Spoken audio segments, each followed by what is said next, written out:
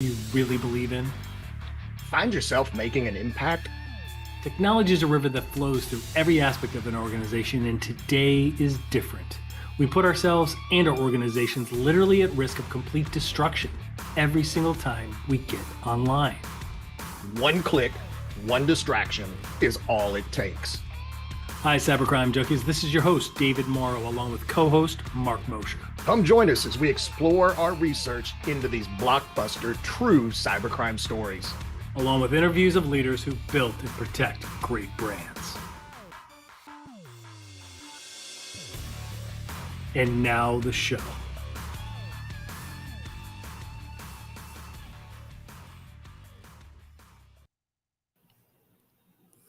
All right, welcome everybody to Cybercrime Junkies. I'm your host, David Morrow, joined in the studio today with my illustrious, fantastic co-host, Mark Mosher. Mark, how are you today?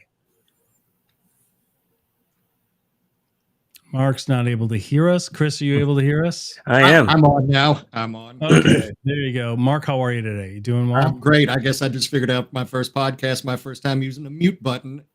Yeah, it's the first time for everything.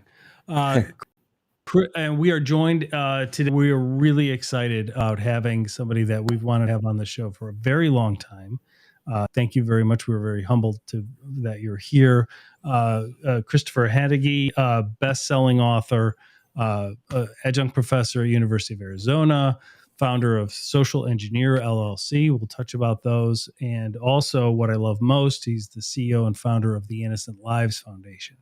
And you're really the first creator of like a social engineering framework that focuses on psychology of social engineering. So we're excited to have that discussion. Welcome to the podcast. Thank you for that amazing introduction. Really appreciate it. Well, it's okay. It's you really can use that as a forward to your next book. Yeah, I'm gonna need exactly. to. I think so. I will tell you, we've been doing these cybersecurity awareness trainings through InfoGuard alongside federal law enforcement for over a decade now. And one of the videos that we love to show is the one of you. And I believe it was Jen or Jennifer. I forgot. Jessica. Yeah. Where she socially engineers somebody. That was such a good call. That was so impressive. It was such a great video, and we'll throw a link to it in the show notes of the podcast because it's really something everybody should watch if you want to understand effective social engineering can happen. They captured it, like I think you said, one take, right? Yeah, it was. That reporter reached out to us, and he had this concept of, hey, if I said yes to everything, would you totally hack my whole life or try to? And we said, of course, yeah, we'd love to. And then he goes, and then I'd like to come out to the conference and see if I could, film some of it, or we can interview you about what you did. And he said, if you're successful. And I'm like, yeah, okay. And he was pretty tight on the internet. But we started our whole attack. He did one thing that was really interesting is he bought something on Alibaba when it was brand new, and he wanted to try to buy a bicycle on Alibaba and to see if he could get it shipped in. So I saw him, he tweeted it, and he said, just bought my first thing on Alibaba. I'll be reporting on how this sale goes. So I went to GoDaddy and I bought shipping-alibaba.com. And I set up a phishing server and I fished him. And I said that, there was some paperwork he needed to fill out to get the bike through customs, that this was an Alibaba customs request.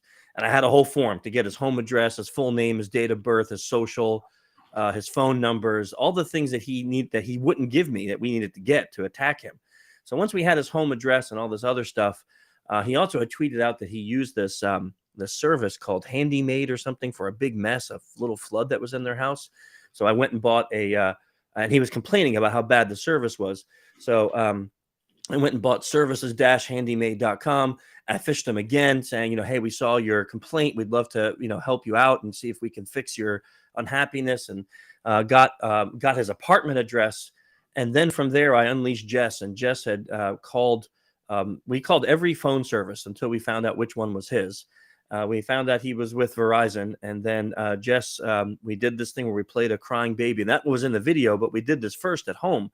And she was acting like his girlfriend, and baby was brand new, and he's traveling overseas, and we need to pay the bill, but she's not on the account. Can we add her? So we ended up changing his whole password, adding her to the account, ordering some new phones for him. And at the end of the day, he was like, what the heck? Like, I didn't think you'd get anywhere. And that's when he came out to DEF CON, and he was like, hey, can we try that again? Can you think you can do it like the phone call again, just live? And we said, no, let's phenomenal. try. Let's try. And we did, and it worked. I could not believe it worked, but it did.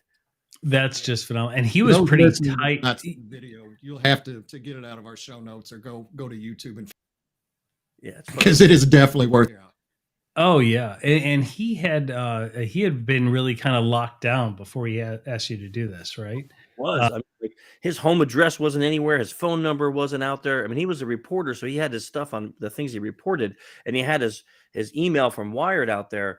But that was it. You know, he was actually really, being an InfoSec reporter. He was not clicking on emails. Like, we had sent a couple fish before that, and he wasn't clicking on those. So I really had to get deep into his life. You know, the Alibaba thing, the HandyMade thing. We had to get all these different areas in his life, and then we ended up finding, like, you know, his college email address, which he was using to control like his Amazon accounts and things, which we all owned to the day. So we ended up like really just owning his whole life, and he was a great sport because he went public with. I mean, of course, before we released the report, we helped him fix everything, change his password. Oh yeah, of course. And then he released the report because he was like, this is my whole life out here. I mean, yeah, his wife did have a baby, and we had pictures of the we had just there was so much stuff that we had on him. It was unbelievable. Wow, that's phenomenal. That's absolutely phenomenal. So let's touch on some of the books that you've written. And first one, I believe, was in 2010. Social Engineering: The Art of Human Hacking. And then you did Fishing in Dark Waters, Unmasking the Social Engineer. And then you have a recent one, which is really good. It's the Human Hacking: Winning Friends, Influencing People. Let's back up a little bit. So how did you get into this? Like, what led you into this? I mean, there's a lot of, were you a student of it? Did you start back in the day with hacking? Like, what was it? Like, I wish I could say I was a genius and that I had a plan, right? I can't. What I can say is I got dumb and dumb luck, right? So I'll go back to high school days, college. I was in college for programming. Tell you how old I am. I was going to be a Lotus programmer and do some C and some other things. And I fell in love with the idea. Modems were brand new. We had 2400 baud modems, and we connected them to the computer with LPT1 cables. Yes, kids, if you don't know what that is, look it up. They're big cables, right? And I daisy chained two LPT1 cables together and created a script that I wrote that dialed. I was a phone freaker, so I was one of those guys that would love to, get the whistle, play the tone, make free phone calls, figure out how phones worked. Always, we've had payphones. We know several of them. We know a lot of the guys that started that way. I wrote this script that basically I found out that we can generate those same tones on a computer. Mm-hmm. So I wrote this script that would dial a number. It would play a couple tones, and those tones told the number to basically disable itself for 60 seconds. And then it would hang up and dial another number in sequence. And then I threaded it through 16 different threads. So I was basically calling something like, like 45 or 50 phone numbers every second. And I shut down Sarasota County's phone system for a day. And it wasn't illegal at the time because I wasn't doing anything on purpose. I didn't mean to do it. It was a complete and honest mistake. Right. And the cops came to the college, and they said, hey, who did this? And I was like, oh, that was me. And they were like, well, don't do it again. That was really bad. You can get in trouble.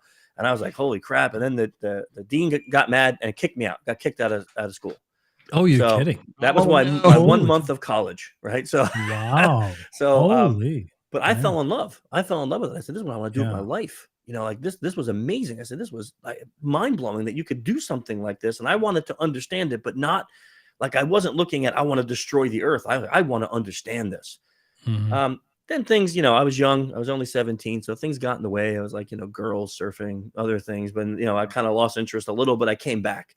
So jump forward many, many years, doing different things in InfoSec. I end up landing a job at OffSec, Offensive Security. And I worked with the team there, the guys who make backtrack and do all the training and pen testing. And those guys are some of the most hardcore people on the planet. I mean, anyone who's taken their course, everything that they teach, they do. They're amazing. And I realized I'm so glad I never finished programming because I wasn't made to do it. So we'd have an audit or a pen test. I'd be like, hey, I really stink at writing these scripts or writing exploits. Like, can I just make a phone call and see if I can get a password?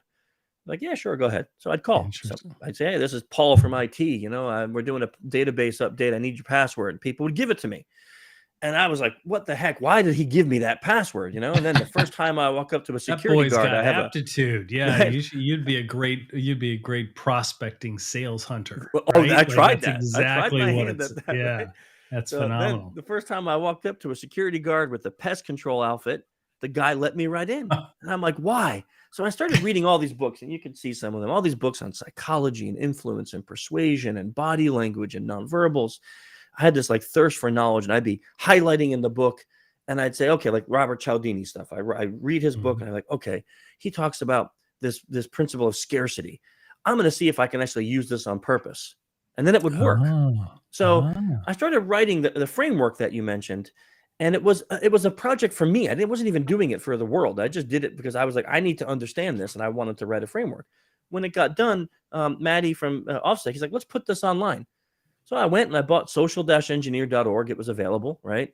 And we put it online. And I thought I was getting DDoSed because the website kept going down. But it was literally the internet blew up and wanted this. So here's how I got into writing. And this is a really almost embarrassingly slip to get to where I am. Kevin Mitnick's publisher called me, and she said, hey, I want you to write a book on that framework you just put on the internet. And this is now 2009, right? Wow, that's huge. That must have been an exciting call. It was, but I said no. Really? Said, no, yeah. I said, I'm not an author. I'm just a little hacking dweeb. I'm a nobody. I said, I don't want to write a book. I don't even know how to write a book. I'm like, I can barely write a paragraph. I'm like, nah, I'm not interested. And I'm talking to Maddie, and I'm like, hey, you got to hear this crazy call I just got. Kevin Mitnick, like the man, his publisher called me, asked me to write a book. And he's like, so when do you start? I'm like, oh no, I told her no. He's like, you're a moron. Like, call her back right now and tell her yes. And I'm like, dude, no one's going to read this book. Like, it's going to be a failure. He's like, just do it. I'm like, okay. So I call her back, and I'm like, hey, so, listen, I was rethinking it. I'd like to do it. I just want I'm really nervous. I'm not an author. There's no problem. We have editors. We have copywriters. We'll help you with everything. So I took a year. I started that in 2009. And then that book, like you say, came out in 2010. And I had no clue what I was in for. I did not know that was going to help create an industry, that was going to start something. As soon as that book came out, I was getting calls from big companies asking me to consult with them. I got job offers, and I kept saying, no, I don't want to work for anyone else. And then one really large company called me, and I just out of the blue said, listen, I don't want to work for you, but I'll be a consultant. So you could pay me as a consultant. And they were like, there are no social engineering consultants in the world. And I'm like, right.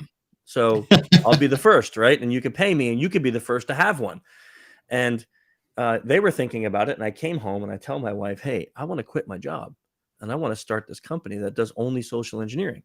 So she says, okay, how many people Where were you working at the time? Like offensive security. Oh, at offensive. Okay. Yeah. So I had a great job with an amazing team. I was learning every day. I had the people. I loved the people. It was unbelievable. So here I'm saying, like, I want to quit this. And she says, well, how many people do it, and how much do they make? And I said, well, nobody does it. So I can't answer number two. I can't answer the second part. Right. And she's like, can I think about it? I said, of course, So a couple of days go by, and she's like, hey, let's try it. Let's take a risk. Let's try it.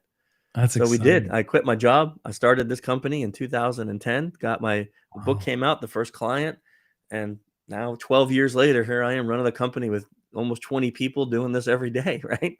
Oh yeah, and you got some of the best too. Yeah, I really do. I mean, just absolutely phenomenal.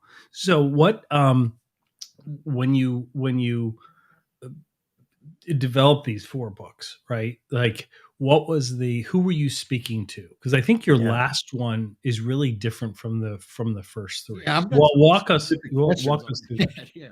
Yeah, that's a nice question. Okay, so That first book, you know the story. So the second book was Unmasking the Social Engineer. And honestly, I feel almost a little bit selfish because that book for me was a very personal book. I was a huge fan of Paul Ekman. He was one of the first scientists that I was ever able to read a book that I understood as a layman. And I'm like, if I ever write, I want to write something like him. Like, he took really intelligent things and he made it so people like me can understand. Then I had the privilege of having him on my podcast, and we became friends. And I actually flew to San Francisco where he lives. I sat and I talked to him and I said, you know, Dr. Ekman, I want to write a book on nonverbals, but I'm worried about doing it because I'm not a scientist. I'm not a researcher. So would you support me? Would you co-write it with me? And he said yes, which I couldn't believe. Right. So we wrote that second book together, and that one was to the social engineering community, people who wanted to do this, or people who are blue teaming and protecting, that needed to understand how powerful the nonverbal aspect is when you're doing in-person social engineering or when someone's trying to scam you. So that book was integral for that. Then my third book, I actually have one of the first patents in the world on a phishing process. The SaaSes had just gotten big. They gotten huge. But what really irritated me is most phishing SaaSes were focusing on one thing, and that was click ratio. And I was one of these guys who was very vocal, and I was always getting people to hate me. And I was saying, you know, click ratio is a useless statistic because let's just say, why is that? I mean, if we, because I tend to initially buy into that. I tend to think, well, if we can evaluate click ratio, we can see who the super clickers are. We can evaluate it and then specially train those people. Right. So let's battle. And I don't say it's useless alone is what I'm saying. So let me explain what I mean. I'm an Amazon junkie, right? Let's say you're not. So if you and me are working in the same office, we're sitting next to two cubes next to each other, and the fish of the month is an Amazon fish, I am statistically more likely to click it, where you're like, I hate Amazon. You're not going to click it. So click ratio only tells the security department a moment in time vulnerability for that particular pretext. But now here is the important ratio, which is reporting. So how many people report the fish, not just click it? So I say, absolutely. Right. So we grab these stats. That's a much more important, more important metric. Yeah. So I say you grab who clicked and did not report, who clicked and did report, who did not click and did not report, and who did not click and did report. Now, those four stats can give you a very holistic picture on your phishing, right? So I developed this patent on a levelized process, how to do phishing levelized that tests people in the proper area for their particular vulnerability. And that patent came out and the phishing world went nuts. Like, people were trying to steal it and change it and whatever. So I said, you know what? Screw this. I'm going to write a book on it. So I wrote my third book, Phishing Dark Waters. And it basically was, here's my patent. Here's my process. The world can have it. Go do it. You can have it for free, because I don't care about being the only. I said, this is the way to fix the phishing problem. You're trying to change. You're trying to boil the ocean, which is kind of what we're trying to do. Right. Like, we're trying to and I love that, because this is like the pretext for our conversation, right? Is the fact that people, like, literally, I had a retired FBI agent on last week, and he was even saying, he's like, I've offered to go and speak at schools and train the people at no cost, and they won't even return my email. We speak with business owners all the time that are like, everybody knows not to click on links. Right. Everybody that's why it's still the biggest problem, right? Like, that's why 80% of all the data breaches happen, because they're doing it, right? Like, they don't know. That's the issue, right? Unbelievable. Yeah. So, I mean, it's like boiling the ocean, right? Like, we're trying to change behavior, and it's just so important, and yet so kind of just dismissed across the board. I wanted to ask, so human hacking, your fifth book, your most recent one, it does it. David had mentioned it has a different feel. It does. I don't know. It feels like maybe the audience is intended to a different audience, or maybe so this is the first one you had Seth work. Maybe you can tell us about that. Yeah, it is. So let me just finish with the fourth book was a rewrite of the first one. So okay. after 10 years of doing this as a living, I realized that my first one was social engineering, the art of human hacking. And I kind of did it as an ode to Kevin, right? Because Right. like his was the art of So inception. And is right, this your fourth one? The that's my fourth one. science. This is the science of human Right. hack, So because then this what is I did just is, like the first one, but it's better. It's like yeah, thank you. 2.0. Yes, much better. 2.0. Right. It's written with 10 years of experience. There's a lot more stories in it and a ton of science, which is what I love. Like actual real research papers that I didn't write them, but I used them to prove the points that I was saying. So now to your question, Mark, the thing that happened to me is after I'm now doing this for a living, but I'm realizing that, hey, I'm using some of these same skills every day with my kids. I'm using them with my employees. I'm using them with with people that I talk to, with my therapist, with whatever. I'm using them every day, and I'm not doing it to manipulate people, but I'm realizing that the more I communicate properly, and I use communication profiling tools, and I use things that help me learn how you want to hear conversation, that I'm getting more done and I'm actually achieving better results in my work. So I said, you know what, this is like using social engineering for everyday life. So I approached a book agent. It's almost a sales methodology book, Yeah, honestly. right. So that's a great take on it, because here's what happened is I approached first Joe Navarro. He's one of my mentors. And I told him, I said, I got this idea. I want to take all the work that I did for the last like 10, 12 years now, and I want to write a book that is for everyone, not just for the InfoSec industry, that anyone can use these skills. And he's like, that's genius. And he introduced me to his book agent. His book agent fell in love with the idea and went out and started selling this to publishing companies, and HarperCollins bought it. So that's when I met Seth, because I'm like, okay, I need to I see someone saying he's testing the therapist. Yeah, in a sense I am. Yeah, you have to. You want to make sure they're good, right? Right. So Harper's, that the way when you write with a big publisher, I'm not trying to insult Wiley. Wiley's amazing. I love Wiley, and I still love them, and I'll work with them again. Harper's does things like where they want you to have a ghostwriter. So I got introduced to Seth, and Seth was amazing. Like he got the concept right away. And normally when you work with a ghostwriter, they don't want their name on the book. They're like, well, that's not the way it works. But I loved working with Seth so much. Like, honestly, the way we would do it is we would get in a call like this, because it was during COVID that we started writing this, right? We got in a call like this, and we would talk for 2-3 hours, and he would record it. Then he would take that recording, have it transcribed, and he would write a chapter on what we talked about from that. Then he would send it to me. I would edit it and add my own language to it and things like that. It was such a great experience that I said, look, you need to be named as a co-author, because you did so much. Like, he was just such an amazing part of the process. So I talked him into that, and I was really happy I did, because he's great. But you're right. The feeling of that book and the audience for that book, I had some amazing experiences when it came out. I had a group of parents that reached out to me that said they bought that book to help them learn how to communicate better with their children, and using it in a parenting group. I didn't expect absolutely. that. Oh, right? yeah. I had what you said was why it kind of made me smile. I had a group of salespeople reach out and said that they bought it, and they started a book club for salespeople, and they're using it in that. I had a book club inside of Apple that called me, and they were like, hey, we're reading your book to help us be better employees. Can you come in and speak to? So I've had these amazing experiences with that book, things that I didn't expect when I put it out, that it was going to affect so many people in different ways. Well, let's talk about why, right? Like, let's talk about why is it that people think it's so easy and obvious not to click on links, not to put in USB drives, not to go to rogue websites, right? And yet we constantly get fooled as human beings. Let's talk about the science behind it, like the neuroscience, because I think the better that we understand that, to me, it's about like breaking bad habits. And so can we kind of hijack that?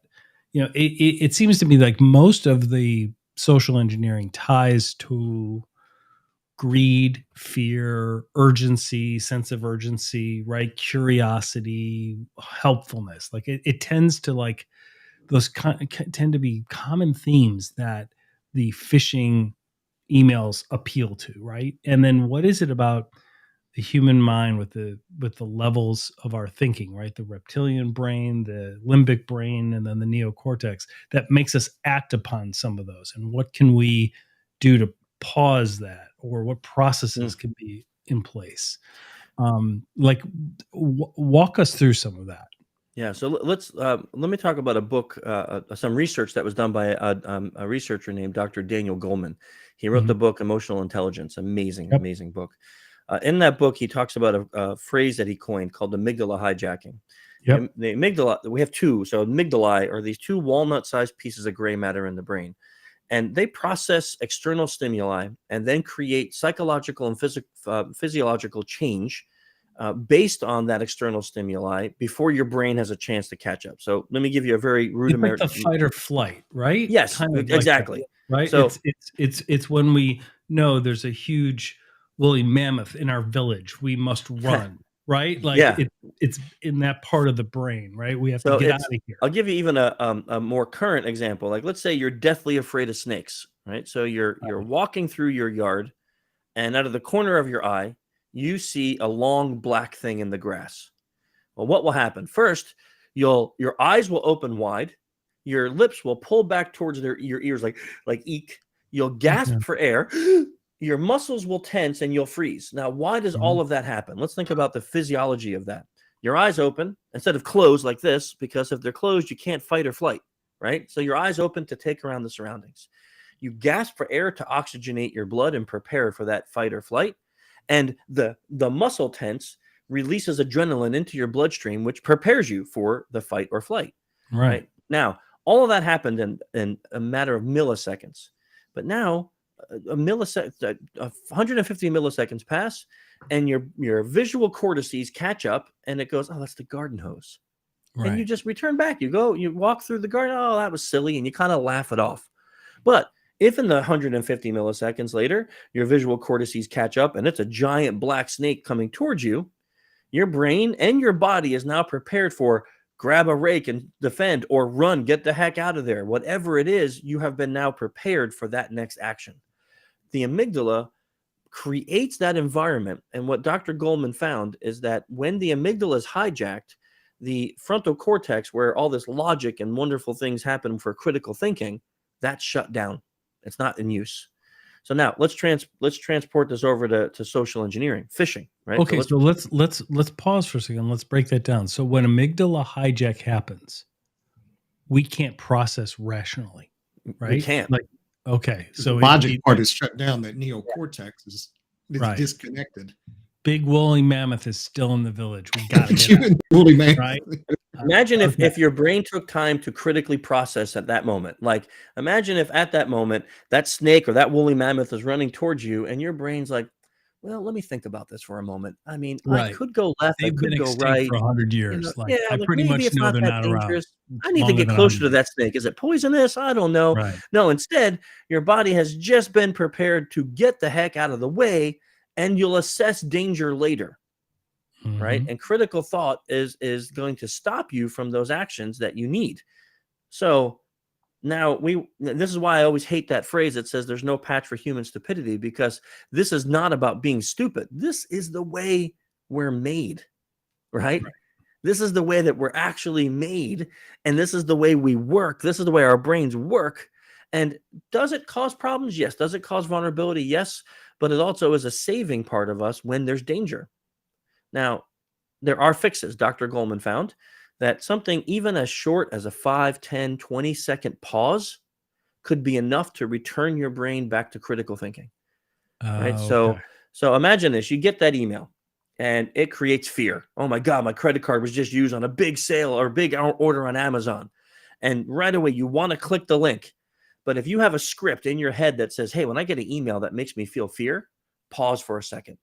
So now I take my hand off of the keyboard and the mouse, And it gives me that 15 seconds to go, wait, is this real? And I go, wait, you know what I need to do? I need to open up a browser. I need to log in to smile.amazon.com. I need to go check my account, Yeah, and not click allows that you to link. process. Okay, that's Yes. so key, because in all the security awareness trainings that happen, they always say, well, don't do this. Go and do this instead. Go Yeah. and verify, right? Don't trust, but verify first Yes. before you go act on something, especially if it's against your own financial, personal interest. But what happens is amygdala hijack happens, and we don't process. We don't even Right. follow those steps. So by pausing, which is really key, because we had Dr. Abby on, She's great, isn't she? who just became your director of education, I believe, Yes. Yeah. with Social Engineer, and she was telling us about that. She goes, "It's remarkable how the pausing of several seconds can actually transform and open the floodgates of your mind, so that your neocortex, your rational data thought process, can actually address it, because otherwise you're just going to stay in that emotional fight or flight stage." It is amazing when you think about how simplistic the fix is. Mhm. And yet we try to make the fix so difficult for people. Like you said, in those security awareness trainings, we'll say things like, don't click bad links. Right. How do you know what a bad link is? Yeah. Right. Like you haven't taught me that, right? So if I'm brand new and I'm sitting there, I don't know what a bad link is. Like, teach me that first, and then maybe I won't click it. So you got to give them something to do that is immediately actionable by saying, hey, when you get an email like that, pause for a second. Mhm. Don't click anything. Just open up your browser and log into the account the way in the way that you know you should, and check Absolutely. your account that way. Now you'll see, hey, that wasn't really an Amazon email. Like, I need to, give that some serious thought. That can save people unbelievable amounts of suffering when it comes to falling for phishing emails. Absolutely. What about physical attacks? Like physical, I don't mean physical attacks like, Yeah. like a physical assault on somebody. I Right. mean the compromise of private information Yeah. through physical breaches, right? Like Yeah. showing up at a business with a whole box of donuts, breaking into the door, and then you're able to put jump drives on. You're able to log into the network, things Yeah. like that. Why do people trust strangers so much, Yeah. when you see on the news it's so often that we should know not to? Okay, this is a great question. I love it, and I'm gonna answer it, and I'm also gonna tell you a story to give you the solution. But the first part, the answer of why, is this is again the way that we need to be as humans, right? So think about Mhm. this: if everybody we met, we automatically distrusted them, Right. how hard would it be for the human race to stay alive? Right? If every time Yeah. there'd be no procreation, right? Right. Because we'd be like, well, I don't trust you. You're probably a serial killer, or you're probably a horrible Right. human. You're probably a terrible person. Instead, we're designed to have this natural trusting ability because it helps us remain and continue the human race. Right. Right. The opposing of that is we walk around feeling paranoid, afraid, and angry all the time, which is what we see happening in the world now, right? But but because that's the answer, some people go, well, there's no hope. Well, let me give you a story for this. We had this situation where I was breaking into a building, right? So the job was to get past this woman who was the front desk, Yeah, and to get in. for listeners that might not know how this works, organizations will pay people like Chris Yes, to actually that's a Yeah. good. detect Good vulnerability. point. It wasn't Yeah. like Leon over on the corner said, Right. "Dude, go break into that bank Yeah, for me, thank man. you Well, for you know, that. I'll I guess meet you that's a at the good corner." Yeah, that's a good let me opener, just man. qualify Yeah, that. yeah. So Let's do otherwise, that. I'll get a bunch of emails, and they'll be Right. like, "What are you doing?" Right. You had a So, thief on. No. Yeah. These companies hire me to do this to their buildings so that way they know what the vulnerability is. Kind of think of it like going to your doctor and getting a physical, right? You pay the doctor to stick needles in you, take x-rays, do all sorts of stuff. And he comes back and he says, hey, here's your problem. So that's what a company does. They hire us to do that. I'm walking up to the front door and there's a guy sitting out in his car in the spot that's marked CFO. And I can hear him through the window in his car, and he's talking very loudly, and he's angry, and he's saying things like, "I really don't want to do this today. I really don't want to do this." And I'm like, "Oh man, I don't know what's going on," but I'm like, "This is a bad day for me to be here." I walk in the front door, and the woman who's the front gatekeeper, I could see her monitor. It's just turned enough that I can see it, and she's playing a video game. Now, I was not doing SE at this point. At this point, I really was like, man, this guy's mad. If he walks in and sees her, he's going to be upset. So she looks up and she goes, how can I help you? And I said, look, you don't know me, and I'm not judging, but your boss is outside, and he sounds really ticked off. Like, if he walks in and sees the game, he's going to probably, be upset. So she closes it and she goes, thank you. That was really nice. Now, how can I help you? And I started telling her my pretext, which is I'm here for a meeting with HR. I have an interview. And the guy walks in and he says, Beth, I need you in my office. So she goes, excuse me for 1 minute. So she gets up, she goes to the office. As she's closing the door, I catch eyes with her and she mouths to me, thank you. Right. So she says, thank you. So I'm like, okay, now I'm back in SE mode. I'm like, this is it. I got to wait. So I'm out here 5, 6, 7 minutes. People come up and go, hey, are you being helped? I'm like, yes, Beth's got me. No worries. Right. So Beth comes out and she goes, so did no one come to help you? I'm like, no, man, I guess everyone's busy. They're waiting for you. So she's like, oh, well, where were we? And I said, oh, I'm late for my meeting I told you about in HR. So you were going to buzz me in. And she stops and pauses and looks at me for like a good 2 to 3 seconds. You know how long that is? Like, and it doesn't sound long. There, that's 3 seconds. That's a long time, right? Yeah. And she's looking at me like, no, like that didn't happen. But she's also in her brain thinking, well, like, this guy was so cool and he helped me not be embarrassed. Just how you gave value up front. You established trust up front. Yep. Like, I can't be bad. I just helped you from. I just helped you. How can I be a bad guy? Getting in trouble with your boss. So she says, after that 2 seconds, she goes, yeah, I remember. And she hits the button and buzzes me in. Now I go in and hack the whole place, drop a bunch of pawn plugs, USB keys everywhere. I'm doing all sorts of bad things, right? So I get out of there. We write the report. Later on, I said during the report meeting, hey, is there a chance I can just talk to Beth?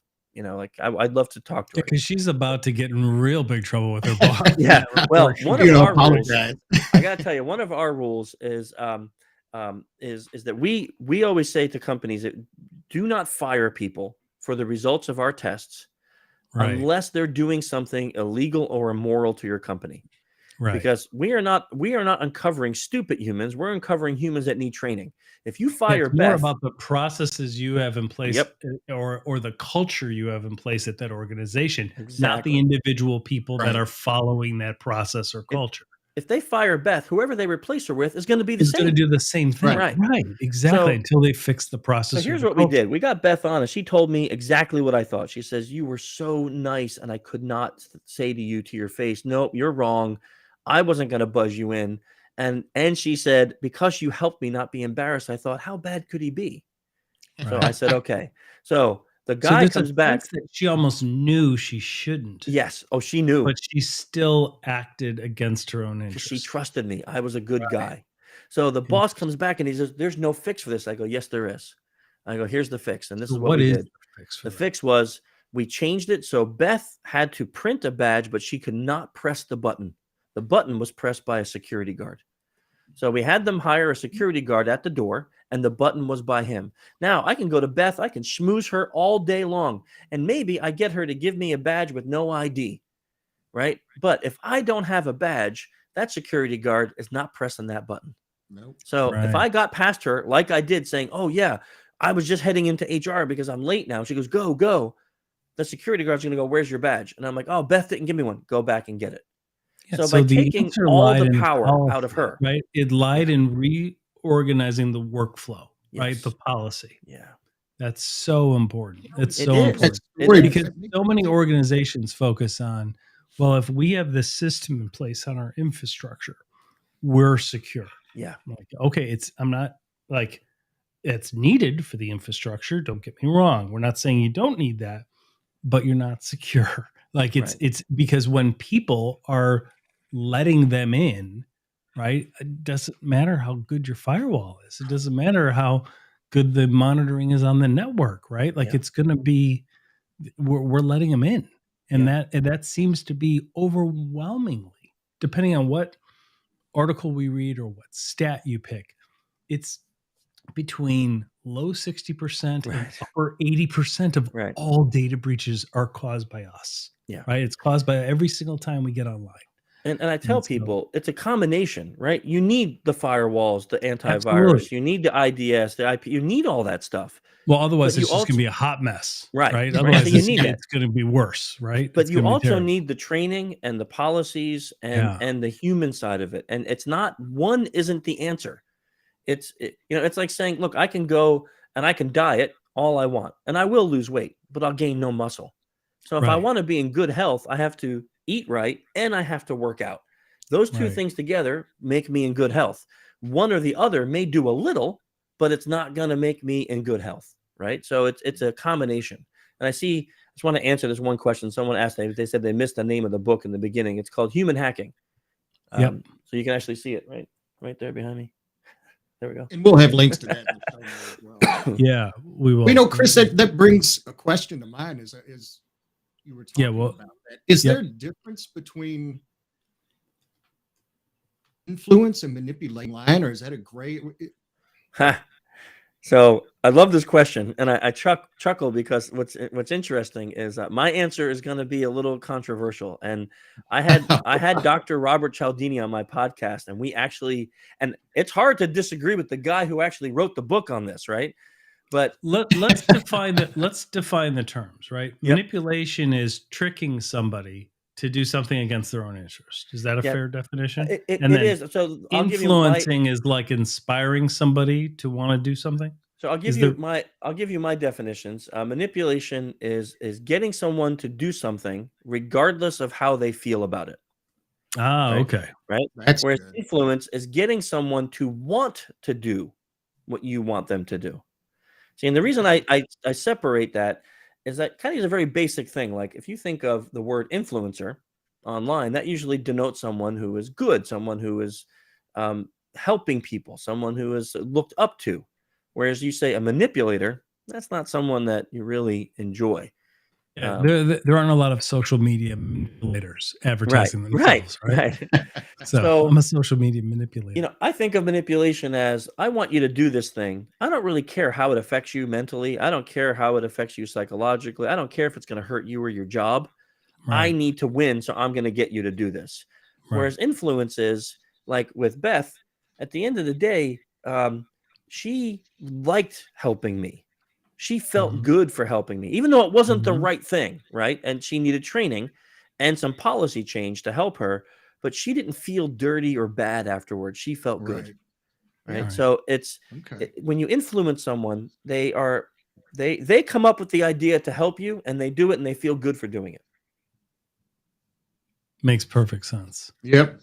So what's your take on the rise? I mean, the FBI even has recent warnings on the massive onslaught of business email compromise threats. Yeah. So first explain to the listeners, like, what is business email compromise? And then how does this psychology play into it? So this is a really interesting piece, right? Because you're right. And for years now, the FBI has been issuing these reports and warnings about BEC. And if we think about, let's just think about like some of these wire transfer scams that this happens to. Somebody gets a call or an email. And a lot of times what I've been seeing in our clients, it's a dual attack. So they get a call and they say, hey, this is Paul over at your vendor. And they actually have a vendor that you're familiar with. Which is not hard through OSINT, through open Not source research. They can find out who your vendors are, who you use, who your HVAC vendor is, who your print vendor is. All of that 100%. is pretty, Zoom Info even has that stuff. Yeah. Like there's 100%. a lot of even open source ways to find out who the preferred vendors are. So they call, and then while they're on the phone, they say, hey, I'm going to send you an email because this invoice wasn't paid. So now I'm talking to you. So you already have this belief factor because the caller ID says your vendor. I'm telling you I'm from the vendor. Now I send an email and you open the PDF and it has the logo and everything on it. And it has an amount and it says this wasn't paid.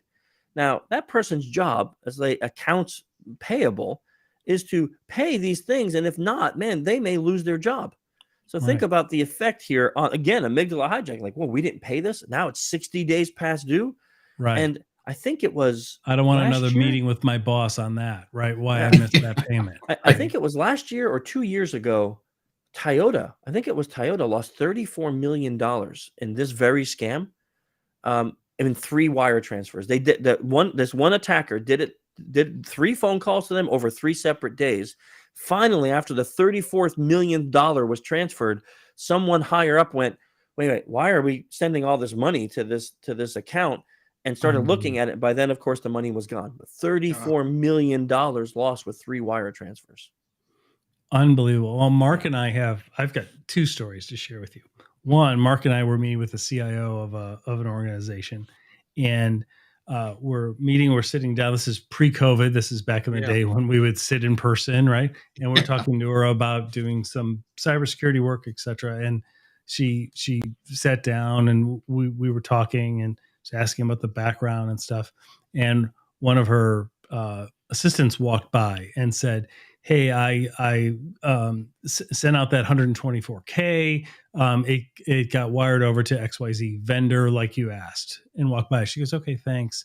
And then we were talking. White as a ghost. Yeah, we talked for like a minute or two, and then all of a sudden she turned white as a ghost, and she goes, "Hang on." And she went out, and we heard them talking. You could hear her run down the hall. "What are you talking about?" She's like, "Your email. You told me to do this in an email. Your email." She goes, "I never sent that. I didn't." And we had to pause the meeting. We had to meet like 3 weeks later. No. Yeah, it was gone. Yeah. And then another. I mean, this happens on a regular basis. Yeah, regular basis. Another time was a school district. I don't want to say where because people will know, but it's in the Midwest, right? And they were having a building set up, an elementary building. With school districts, everything's public, right? The contracts are public, everything else. Very well-known construction firm was engaged. They had the designs, they had the phases of the construction. It's all online because they have to. They're meeting on a regular basis, the treasurer of the school district with the superintendent of the construction project. They're meeting every like Thursday morning. They're talking. One day, big windstorm happens. They even talk about the damage that the crane happened while they're building it, right? So they talked about that. And then phase 1 was done. They send the invoice. It was $800,000. It's a true story. $800,000. They send the invoice. They pay the invoice. The following Tuesday, the construction company contacts the school. They said, "We're going to cease construction because we weren't paid for phase 1." They said, "Well, we just paid you Thursday. We've been meeting with Todd, the superintendent, every single week." They're like, "We don't have a Todd. We don't have a Todd like this. What are you talking about?" They had somebody posing as that, going out to the site and watching it, right? And they contacted us, right? We contacted the FBI, and that Thursday, $800,000 was liquidated over the Middle East. It was not. It had been orchestrated so well, that and just the embarrassment for the administration. It was just brutal, the extent to which this happens, right? And the only thing that was different, the invoice looked the same, just like the regular vendor. Wiring instructions at the bottom. The routing instructions were different. You think about it, like even if it took them a couple months to set up, the payout is huge, right? You're talking about $1 million right here, or millions of dollars. In that case with Toyota, $34 million. So if it took you 6 months to set up the whole attack and buy domains and all of that, who cares? What's 6 months worth of work for $34 million bucks? That's good money. Right? Like, who knew that cybercrime pays, right? Like, it pays handsomely. That's why it's such a problem. So what I've got a question, David, real quick. Yeah, please. As I'm sitting here thinking about this, I'm thinking from the human side, right? Because that's kind of where I feel like your 5th book really is it's that human hack, really. When it comes to this, I mean, we're talking about emotions and in brain processes and in mental states. Is there some part of this does empathy play a role in this when it comes to like human hacking? And if so, is empathy like on a spectrum? Is there like an empath on one end and no empathy on the other, or is there anything in between? What's that look like? Yeah, I love that question. It's a really good one. So I talk a lot about the role of empathy in social engineering. So I'm going to talk about it from two different angles. First, as a professional social engineer, I think empathy is essential, mainly because empathy will stop me from using pretexts that will harm other people. Right. So let's think about this. I think it was last year. Yeah, not this year. Last year, we saw two major companies who, because of the pandemic, told their employees that there was no money for bonuses. Things were hard, things were tight, so no money for bonuses. And that very same month, the IT department decided to use a bonus email as their phishing education test. Think about how horrific that is for those people. Now, here's Sally working at this company. She's a single mom.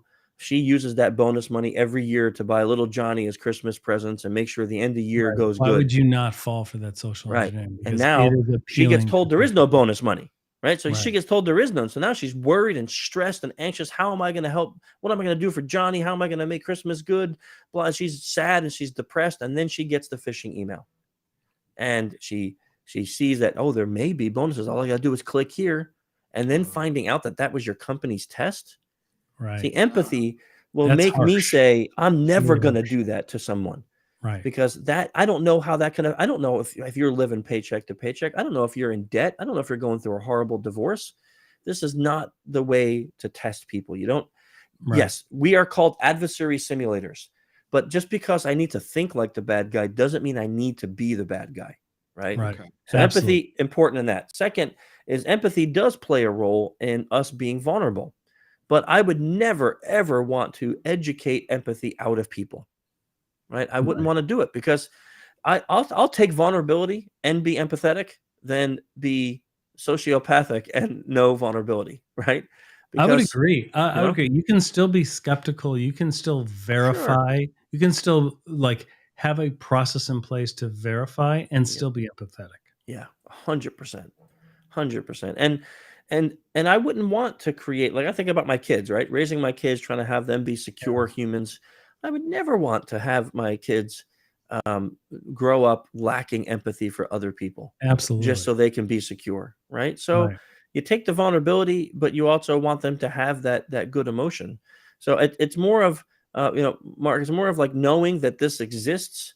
So we need to know that we are vulnerable because of this emotion. And because of that, we just need to have those processes in place. Yeah, that's phenomenal. We've been reading a lot, and I know that we're coming up on time here. We could talk to you for hours. I know more questions. So we've seen a rash of breaches that have involved, a big impetus right now in our organizations to have multi-factor authentication. You have to have multi-factor authentication on everything. In order to get insurance, cyber insurance, you have to have multi-factor authentication. Can't just have it on some things. You have to have it on everything. And it's key. It's critical, right? It's definitely a pausing step. It's a good step. It's absolutely needed. But we've seen some major breaches where they've played on multi-factor authentication fatigue. Yeah. How does that relate? So it's kind of like what you and I were talking about just a few moments ago about how you need antivirus, you need IDS, you need your firewalls. Well, why? Because they're vulnerable. I mean, think about what is an antivirus? Antivirus is only going to save you from known signatures. Right. It's a list That's it. Right. It's not going to save you from an O-Day code, right? Right. That's all it is. Right. So if it's an O-Day attacking you, you're screwed. But I would never tell a company don't have an antivirus, right? Because that's going to save you from 99.9% of the low-hanging fruit. Exactly. Right? So two-factor auth or multi-factored auth is necessary because it's going to save you from 90% of the attacks when your password's out there, because what is it? 68% of the people reuse passwords because they're not using password managers. Yeah. So when Yahoo gets breached and all those passwords are dumped online, two-factor auth is going to save you from having your other accounts compromised. Right. But is it 100% fail-proof? It's not. Right. And multi-factor authentication fatigue, what's happening is they just keep peeking them. And they're like, well, I know that that's not me. I'm over here doing this. Why do I keep getting these? But eventually I think it was the Uber breach where then they reached out to the person by WhatsApp. And they're like, we're the IT department. Can you please click on this? And yet the person clicked on it. And I'm not blaming the person. I'm curious about what's the science behind that. Why did that happen? Is it just irritation? Is it like they feed on like fear, greed, curiosity, helplessness, urgency? Here it's like fatigue, right? Like it's just And the I thing just is, we want it just to go don't away. we don't know why without asking the person, because there could be Sure. multiple reasons, right? It could be a slip of the finger. It could have Right. been that guy was also Absolutely. requesting to join the VPN. So Right. that request came through at the same time the bad guy's request came through, and he Right. clicked yes on the wrong one. Or it could have been that he was Exactly clicking right. no, no, no, and it just was happening for 8 hours straight. I think the Cisco breach, this is what happened. They sent thousands of these requests at a time. So Mhm. now your phone's lighting up with all of these requests, and you mistakenly hit yes instead of no.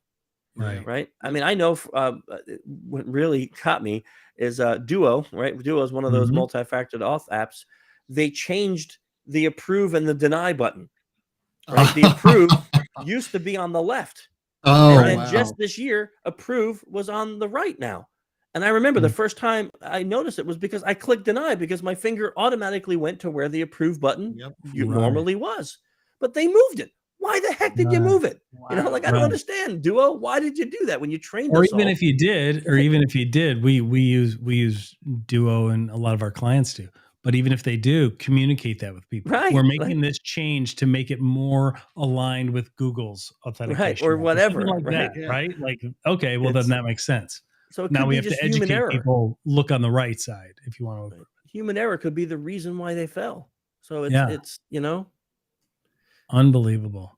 That's just phenomenal.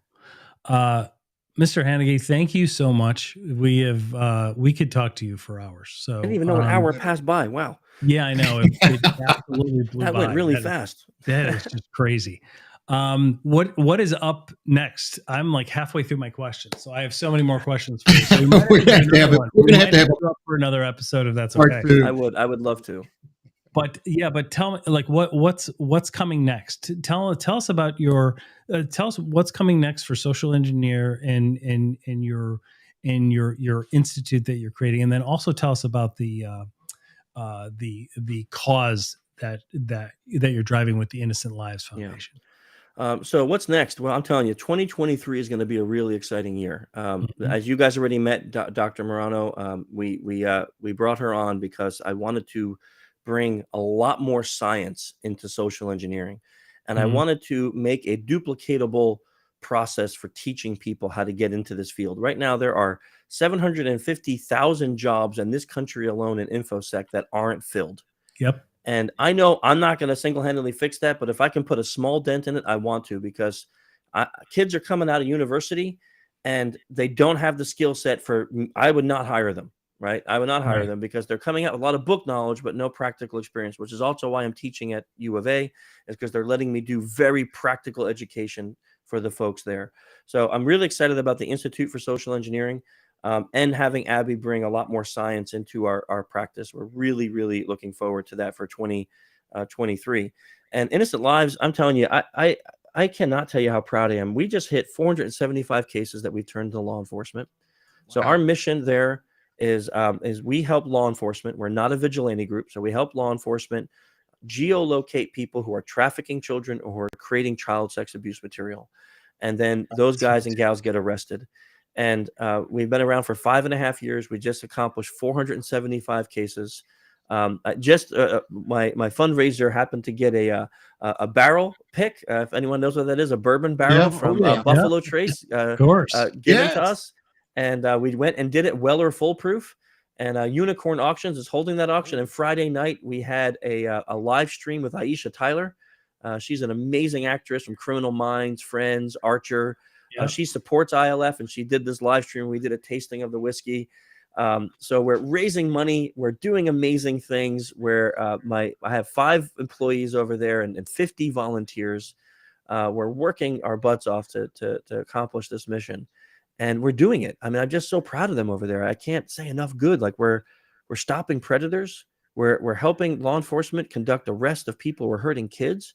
And in the meantime, we're saving kids and giving them a chance to have that innocent life that they should have, not having to worry about being abused. So people could check out our mission, InnocentLivesFoundation.org. Of course, we're a nonprofit, so I'll throw the shameless plug out there. Of course, we love donations. That helps us keep our mission going. Of course, but if you have the skill and you want to volunteer, links to the show notes for sure. Thank you. Well. Absolutely. Thank you. Chris Hadnagy, thank you so much, sir. Thank you. We will reach out. We would love to continue this conversation at some point. Absolutely. I think we need to. I can't believe we only got halfway through. I would agree. Me too. That's right. I looked down and I'm like, you got to be kidding me. An hour went through. Oh, so like I haven't even gotten to my list of questions yet. I know. So we will reach out. Everybody enjoy the holidays, etc. But thank you so much. Thanks for all the work that you're doing, Chris. This is just phenomenal. Thank you. So everybody, there will be a part 2. So have a phenomenal 2023. Absolutely, everybody. Thank you so much. Relaxing end of year, and we'll talk to you all soon. Talk to everybody soon. Thanks for joining, everybody. Cybercrime Junkies, thanks for listening and watching. Got a question you want us to address on an episode? Reach out to us at cybercrimejunkies.com. If you enjoy our content, then please consider subscribing to our YouTube channel at Cybercrime Junkies. Connect with us on all social media like LinkedIn, Facebook, and Instagram. And check out our website at cybercrimejunkies.com. That's cybercrimejunkies.com. And thanks for being a cybercrime junkie.